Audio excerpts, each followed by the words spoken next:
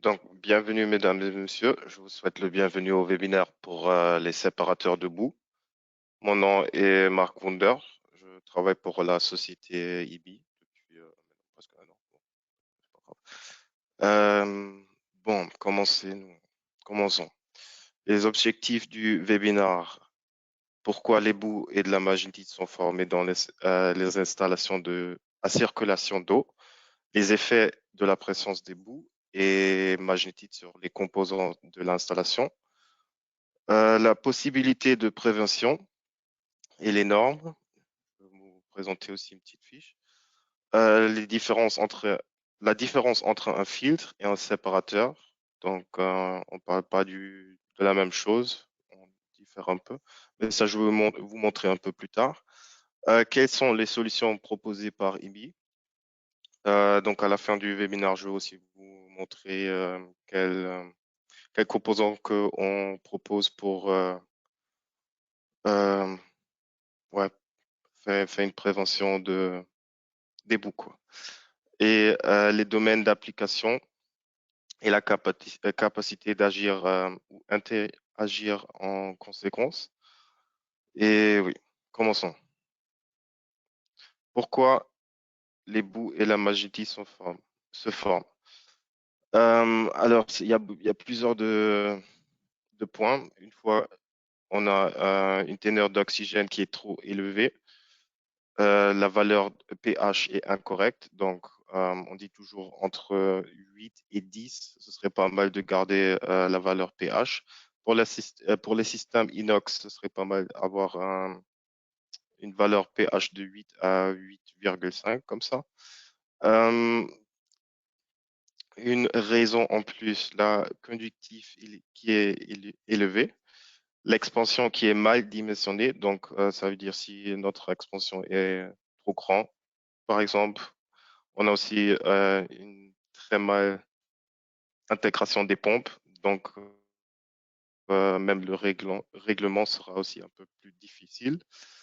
Euh, la robinetterie non étanche, donc ça veut dire qu'on a de l'oxygène qui rentre dans le système.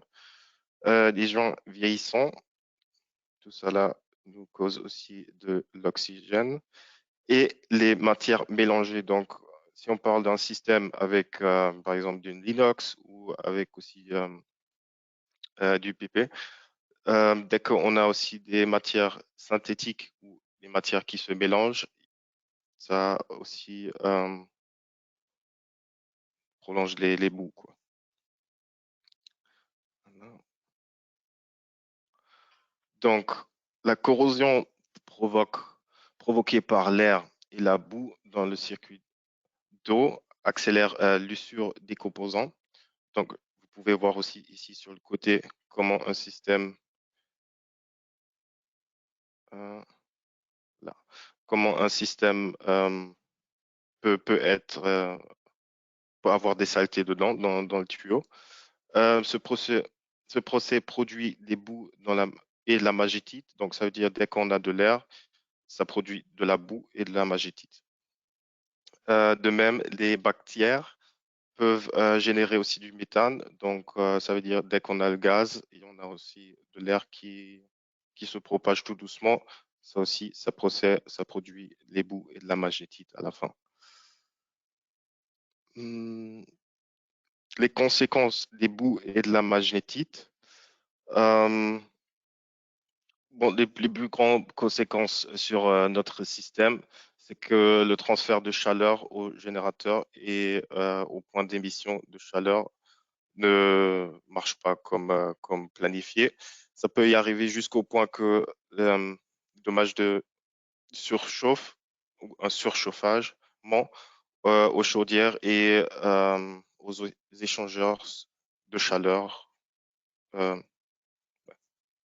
on a un surchauffement. Un logement des tiges et des vannes, le blocage. Donc, ça veut dire, si, admettons qu'on a un système où les bouts où la magnétite est déjà si concentrée, c'est possible qu'on a un blocage dans le tuyau et à la fin, ouais, comme déjà dit le transfert de la chaleur n'est plus garanti.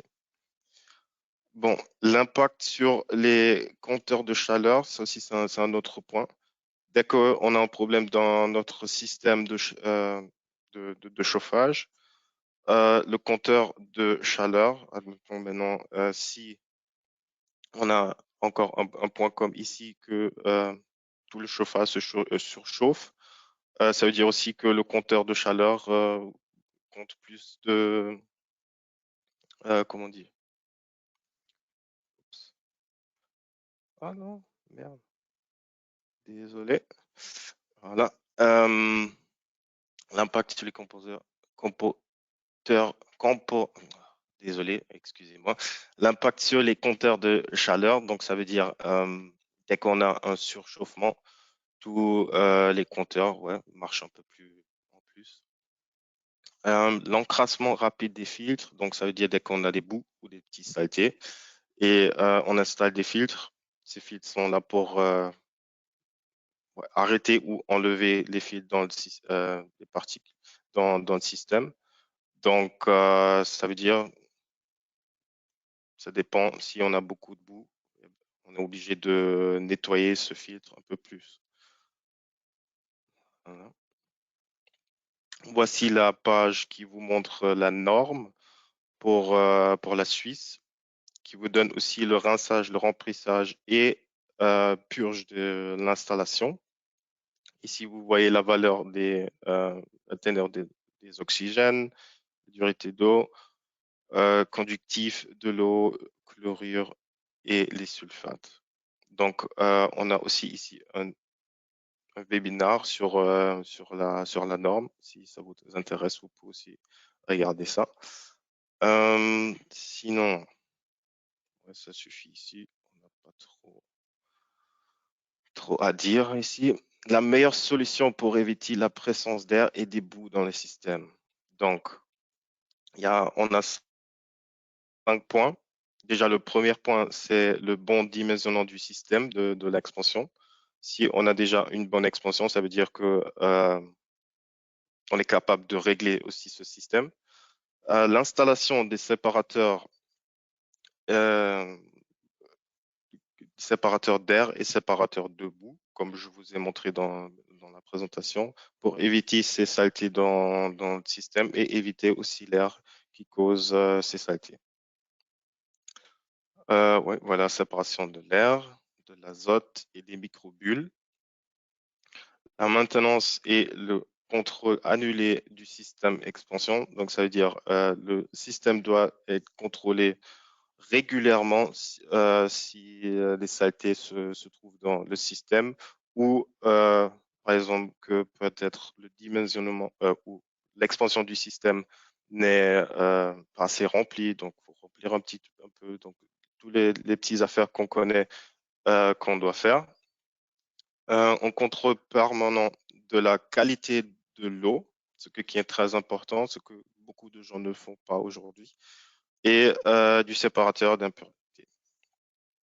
Voilà, ça ce sont maintenant les 5 points où on dit que ces facteurs, si on les respecte, qu'on peut prévenir les saletés, les boues et la magétie dans le système. Voilà, ici on a une fois Simply Vento. Voici maintenant, ça doit être un compresso, mais ici on a aussi un Separo, un deuxième Separo et le dégazeur, le Vento. Mais oui, là je vais vous montrer un peu plus. En parlant de filtres et séparateurs, si on parle de séparateurs, on ne peut pas parler des filtres. Si on parle des filtres, on ne peut pas parler des séparateurs. Ça veut dire un filtre est là pour enlever toutes les particules qui sont dans le système, qui ont la même taille que le filtre. Donc, tout ce qui est plus petit va rester dans ce filtre, va circuler dans le système. Tout ce qui est la taille du filtre même va être arrêté ou bloqué par le filtre. Et ce qui veut dire qu'on doit rincer ou nettoyer ce filtre. Un séparateur fonctionne un peu différemment. Un séparateur n'est pas un filtre, il sépare juste les saletés de l'eau. Donc, ça veut dire il y a l'eau sale qui rentre dans ce séparateur. Dans un principe de cyclone, je vais le montrer un peu plus tard, euh, il y a cette séparation qui marche. Et comme vous le voyez ici sur la photo, vous voyez les saletés qui se placent en bas, en dessous, et que vous pouvez nettoyer à la fin. Euh, une très bonne chose avec ces séparateurs, c'est que vous n'êtes pas obligé d'arrêter le système pour nettoyer le filtre. Bon, il y a aussi des filtres qui marchent sous pression, mais les séparateurs ouais, marchent et peuvent être nettoyés sous pression. L'avantage des filtres, ouais, bon, en un seul circuit, on enlève tous les saletés du système. Dans les séparateurs, on a besoin de plusieurs de passages pour avoir un nettoyage satisfait, quoi. Voilà, je vous présente maintenant notre solution contre les boues et contre la magnétite, et même aussi contre les microbules. À votre gauche, vous voyez le séparo-CEO, qui est un séparateur, mais peut être installé pour séparer l'air et les boues.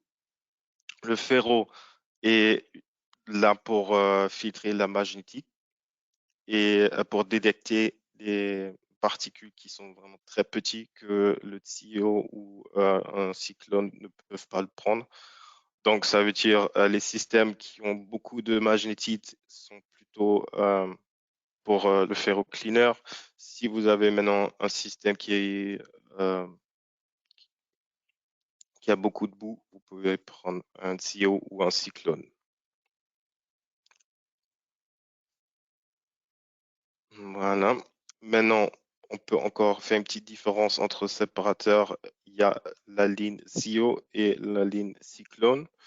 Notre ligne CEO est un peu différemment. Notre ZIO marche comme tous les séparateurs jusqu'à présent, avec un amont dans le doigt de Jean. Et le cyclone marche avec un autre principe. Enfin, je peux vous le montrer ici un peu sur l'image. L'eau rentre par le tuyau ici dans le séparateur. Avec un principe de cyclone, vous séparez l'eau les saletés de l'eau, les saletés de l'eau, voilà comme ça. Et oui, une bonne chose avec ce cyclone est que il peut être installé horizontalement et verticalement.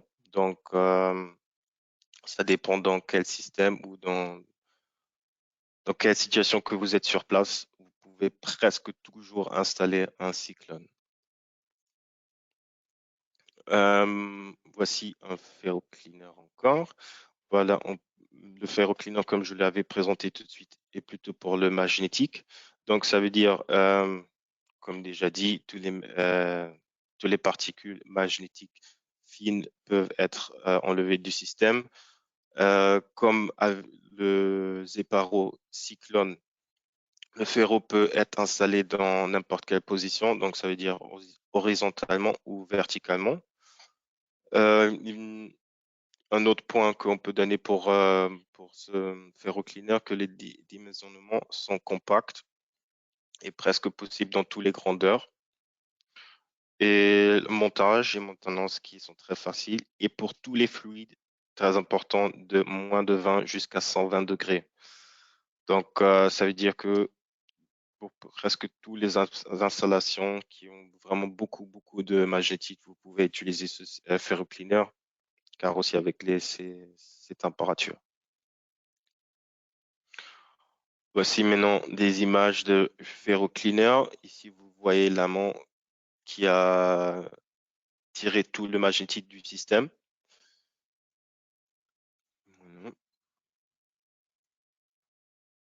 Voici aussi un autre système où on avait pris des photos dans un bâtiment du district à Zurich. Si vous voyez comment ce système est plein de magnétites, vous voyez comment le monteur enlève ce lament ou l'amont et nettoie tout facilement l'amont et après pourra être installé à la fin. Comme déjà dit, l'installation peut être verticale ou horizontalement. Ça joue pas un grand rôle. Sinon, il n'y a pas vraiment beaucoup de choses à dire maintenant encore sur le ferro. Donc, on va continuer. L'installation, comme vous le voyez ici, c'est pour les éparos. Les éparos ZIO avec une amont ou les cyclones, comme vous le voyez ici, les 7GM, sont plutôt positionnés au retour. Si vous avez maintenant un ZUTX ou un ZIO sans amont, vous pouvez aussi l'utiliser comme séparateur d'air, donc peut être aussi installé à l'aller. Voici notre produit ou nos produits qui vous montrent donc les systèmes qui sont valables. Donc, comme vous voyez, tous les éparos sont compatibles avec les systèmes de chauffage et refroidissement. Pour les systèmes de solaire, on a aussi certaines lignes que vous pouvez utiliser. Et quelle technologie ou quel principe ce séparateur, avec quel principe qui marche, quoi.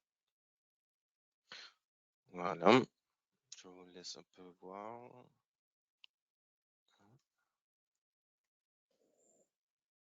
Et voilà,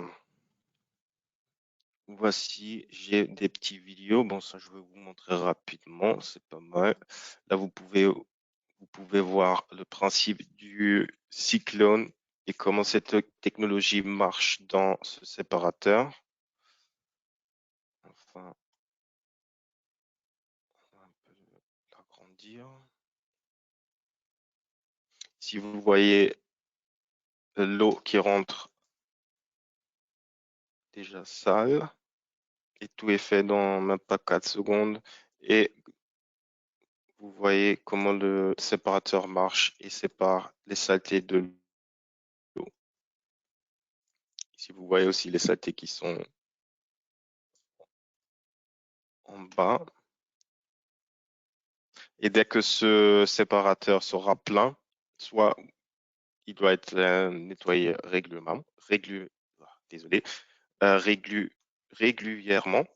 ou s'il n'est pas fait nettoyer, donc ça veut dire que tous les saletés restent dans ce système. Donc ça veut dire peut-être à la fin, vous avez tous les saletés en haut ici qui sont qui restent dans ce circuit. Voilà, ça c'était la vidéo. Donc les séparateurs de bout dans l'installation, dans les tubes, voilà, c'est pas vraiment très valable pour nous. Je vous remercie pour votre attention. Vous pouvez poser toutes questions dans le chat ou dans la fenêtre pour les questions. Et je vous remercie encore une deuxième fois. Et je vous souhaite une très belle journée et à la prochaine fois. Au revoir.